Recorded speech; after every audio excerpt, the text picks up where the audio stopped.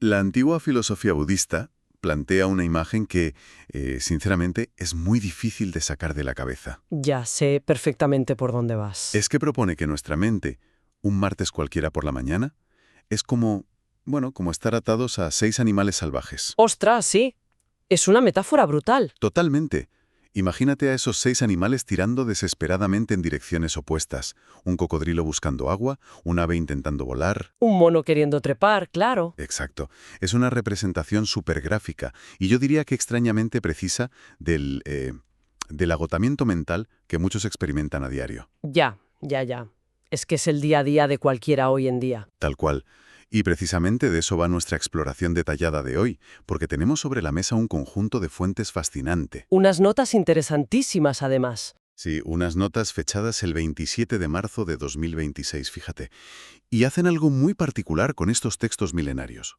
Bueno, es que los decodifican por completo. Exacto. Pero no para darnos una clase de historia aburrida en un aula polvorienta, sino para convertirlos en un manual de supervivencia hiperpráctico. Eso es lo clave aquí. El objetivo para quienes nos escuchan hoy es extraer herramientas reales, aplicables, para sobrevivir al caos absoluto y a la sobrecarga de información del mundo moderno. Claro, porque, a ver, el valor diferencial de estas notas reside en cómo abordan el problema, no se quedan en la teoría pura. Ni te piden que te vayas a un monasterio, ¿no? Que va, para nada. No piden que la gente abandone su vida para retirarse a meditar a una montaña lejana. Lo que proponen es un reto muchísimo mayor. Que es gestionar la mente aquí y ahora. Exactamente.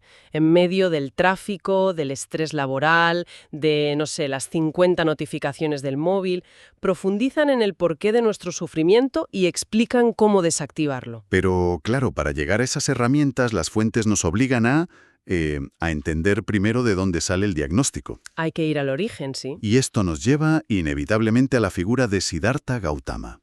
Pero ojo, que el texto no se centra en una biografía enciclopédica aburrida. No, va directa a la psicología de su ruptura. Eso es. Hablamos de una persona nacido un 8 de abril en el Parque Lumbini que vivía en una burbuja de lujo absoluto. Con una vida totalmente prefabricada y resuelta. Totalmente. Y además con una profecía a cuestas que decía que sería un gran conquistador o el salvador del mundo. Menuda presión, por cierto. Ya te digo. Se casa a los 19 años con Yashodhara. Tiene a su hijo Rahula y de repente, a los 29 años, constata que la vejez y la enfermedad son ineludibles. Y ahí es cuando hace el clic. Exacto. Decide que esa seguridad es una ilusión y lo abandona todo. Huye en su caballo blanco, Kantaka, en mitad de la noche. Pasa de ser un príncipe a ser un mendigo en el bosque, literalmente. Y aquí, bueno, vamos a desgranar esto, porque como analista necesito poner un freno. ¿No resulta extremo pasar del lujo absoluto a la mendicidad total? A ver, es un salto enorme, desde luego. Es que estuvo 6 años sometiéndose a un ascetismo tan brutal que casi muere de hambre.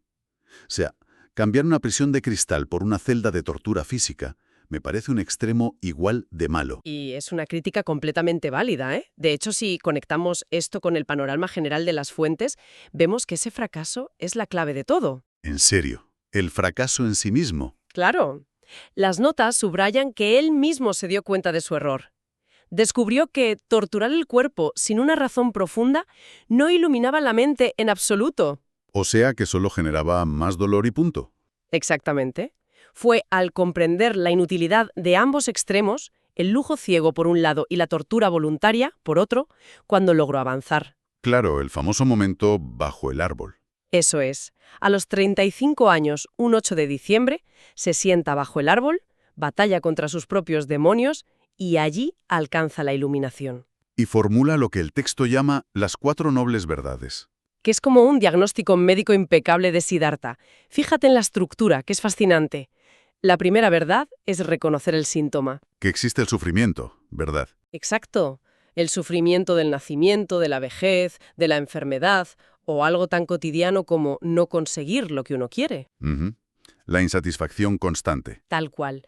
La segunda verdad es identificar la causa, que son los deseos y apegos mundanos. La tercera es el pronóstico de cura, que dice que eliminar el deseo elimina el sufrimiento. O sea, cortas la raíz y muere la mala hierba. Exacto. Y la cuarta es el tratamiento, el camino para lograrlo, que es el óctuple noble camino. Las notas utilizan una analogía aquí que me parece, vamos, brillante. Dicen que conocer esto es como entrar en una habitación oscura con una antorcha en la mano. Me encanta esa imagen. Es que la oscuridad, que sería la ignorancia, simplemente se disipa ante la luz. No tienes que pelear contra ella. Totalmente. Es una transición muy natural. Ahora bien, si el deseo es la enfermedad y estas verdades son el diagnóstico, necesitamos hablar de la receta médica exacta que proponen estas notas. Claro, hay que pasar a la acción. Y ahí entra el óctuple noble camino, la famosa rueda del Dharma. Las fuentes nos dan 8 rayos de esta rueda: visión, aspiración, palabras, conducta, vida, esfuerzo, consciencia y concentración. Que leídos así de golpe pueden sonar a lista de propósitos de Año Nuevo, las cosas como son. Ya, totalmente. Pero las notas los dividen de forma súper inteligente en 3 bloques: leyes de conducta, concentración del alma y sabiduría. Y lo fascinante de esto es que es un sistema integral. Una rueda solo gira bien si todos los rayos están en equilibrio, ¿eh? Y me encanta cómo el texto aterriza esto en el mundo laboral y familiar moderno. Habla de honrar las 6 direcciones, que son básicamente pautas para relacionarnos. Sí, estableciendo patrones justos y pidiendo empleados diligentes, por ejemplo. Claro. Y leyendo todo esto, a mí me surge una analogía clara.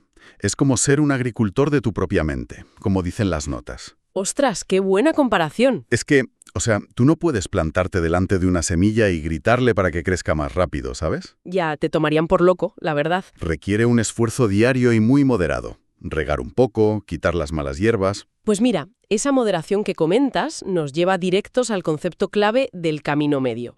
Y para explicarlo, las fuentes usan la parábola del arpa. Ah, sí, la del instrumento. Cuéntanos esa. A ver, es muy visual. Las cuerdas de un arpa no pueden estar ni súper tensas, porque saltarían bajo presión, ni demasiado flojas. Porque si están flojas no suenan, claro. Exacto. No hay melodía. El esfuerzo mental tiene que estar calibrado justo en ese punto medio. Y esto, para quienes nos escuchan, tiene una aplicación directa y brutal al consumismo de hoy en día. Totalmente, porque el consumismo es pura tensión. Las notas dan ejemplos hiperprácticos. Dicen, que hay que comer por pura nutrición para mantener el cuerpo y no caer en la gula o el escapismo gastronómico. Sí, comer como combustible, no como terapia. Tal cual. Con la ropa pasa igual. El objetivo es protegerse del clima, no alimentar la vanidad o el estatus.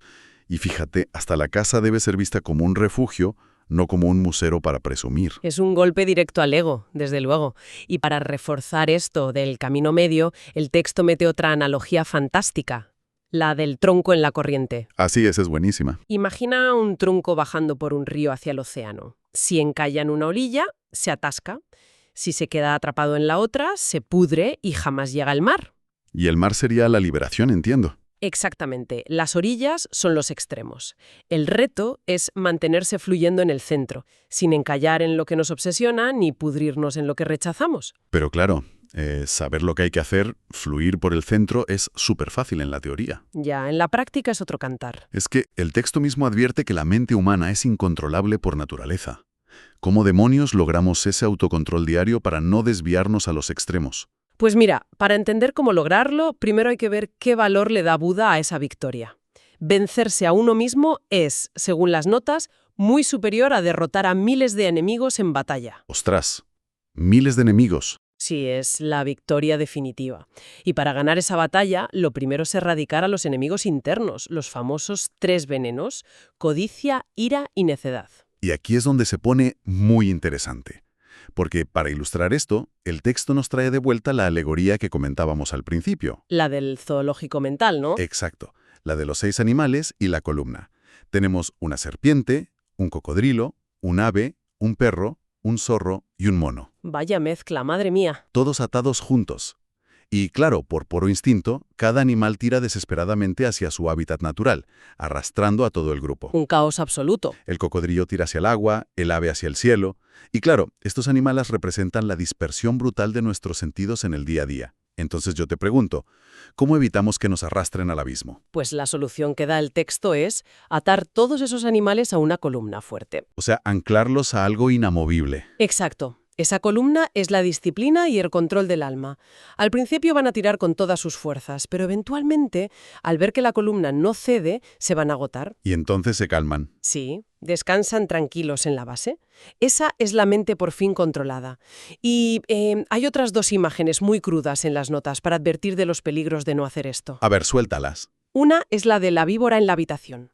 Básicamente, no puedes dormir en un cuarto sabiendo que hay una serpiente venenosa suelta. Tienes que expulsar los deseos para poder descansar en paz. Lógico, es imposible pegar ojos, sí. Y la otra compara el perseguir dinero y poder con, fíjate qué imagen, lamer miel en el filo de una espada. Madre mía, qué dolor. O también dice correr con una antorcha contra el viento. El placer dura un segundo, pero el corte en la lengua o la quemadura están garantizadas. Qué bestia, pero qué real. Y espera, que había otra alegoría que me dejó loco. ¿Cuál? La del hombre que se miró al reverso del espejo. Resulta que mira la parte de atrás, no ve su reflejo y entra en pánico pensando que ha perdido la cabeza. Ah, sí. Es buenísima. O sea, sufre horriblemente por algo imaginario. Nuestra naturaleza pura siempre está ahí, solo que sufrimos por imaginaciones falsas. Es un ejemplo perfecto de la necedad humana. Pero bueno, ahora que sabemos que debemos disciplinar la mente, atándola a una columna, las fuentes nos proponen un último paso. Un trabajo de introspección brutal, ¿verdad? Totalmente. Y lo ilustran con la alegoría, yo creo, más potente de todas, las notas. Sí, la metáfora del hormiguero. A ver, el texto nos dice que veamos el cuerpo humano como un hormiguero que humea de noche y arde de día. Una imagen súper sugerente, la verdad. Y explica que el humo nocturno son los pensamientos que nos quitan el sueño, y el fuego diurno son nuestras acciones quemando todo alrededor. Y para limpiar esto, nos dicen que hay que cavar usando la espada de la sabiduría. Y claro, al empezar a cavar, la cosa se pone fea, porque empiezan a aparecer objetos muy extraños que hay que ir desenterrando. Vamos a repasar esos objetos, porque tela. El primero que sacas de la tierra es un candado, que básicamente simboliza la ignorancia, esa cerrazón mental. Claro, lo que nos bloquea. Luego dicen que salen burbujas de agua, o sea, burbujas en la tierra. Sí, que representan el sufrimiento y la ira. Algo que parece enorme de repente, pero que al final está vacío por dentro y estalla rápido. Ostras, qué buena lectura. Luego sigues cavando y aparece un tenedor. Que es la duda, ya sabes, con todas esas puntas bifurcándose, impidiendo que vayas en una sola dirección clara. Y después del tenedor sale una caja. La caja es la codicia y la pereza. Ese instinto de acumular cosas y guardarlas, pesando en nuestra vida. Y ya en el fondo los objetos más oscuros. Un cuchillo de carnicero y un pedazo de carne. Uf, sí. Esa es la representación gráfica de los 5 deseos sensoriales. Y ese hambre voraz de placer, cueste lo que cueste. Claro, la instrucción de las notas es ir desechando y tirando lejos todos estos venenos, pero llegamos al clímax. Al fondo del todo, después de sudar y cavar, aparece un dragón. Y esto plantea una cuestión importantísima, fíjate. Porque la reacción lógica sería sacar la espada y pelear contra el bicho, ¿no? Claro, llevar rato destruyendo cosas. Pero Buda aquí es muy claro y ordena. No disturbar al dragón. Ostras, hay que dejarlo ahí. Hay que dejarlo en paz. A diferencia del resto de objetos tóxicos, el dragón representa el alma por fin libre de pasiones y deseos. Ah, claro. Es ese núcleo de paz y pureza absolutas. No hay que atacarlo ni agitarlo, solo dejarlo estar. O sea, qué viaje mental más increíble. Si resumimos todo esto para quienes nos escuchan, a ver, partimos de un príncipe que dejó su palacio. Y descubrió que los extremos no sirven para nada. Exacto. Pasamos por el camino medio, vimos los engranajes de la rueda del Dharma y acabamos entendiendo que hay que amarrar nuestros instintos a una columna. Y ensuciarse las manos cavando en nuestro propio hormiguero. Tal cual. Es un recordatorio clarísimo para nuestra audiencia de que la paz mental requiere, un esfuerzo activo, diario. No es sentarse a esperar pasivamente. Totalmente de acuerdo. Aunque para cerrar este análisis me gustaría traer un último concepto fascinante del texto que le da una vuelta de tuerca a todo. A ver, sorpréndenos. Es la parábola de la balsa. El texto plantea que alguien construye una balsa para cruzar un lago súper peligroso, ¿vale? Vale, hasta ahí bien. Y la balsa le salva la vida, le lleva a la otra orilla sano y salvo. Pero, una vez en tierra firme, ¿tendría sentido que esa persona se echara la pesada balsa a la espalda y cargara con ella por el bosque? Ostras, pues no, sería absurdísimo y superagotador. Pues esa es la lección final sobre el desapego radical.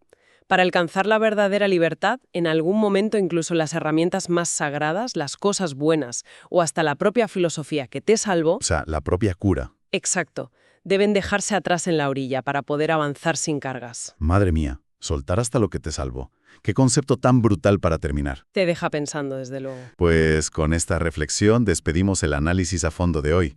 Animamos a todos los curiosos que nos acompañan a seguir explorando su propia mente. Y a acabar hondo, claro. Sí, y sobre todo, a no turbar a sus propios dragones. Hasta la próxima. Adiós.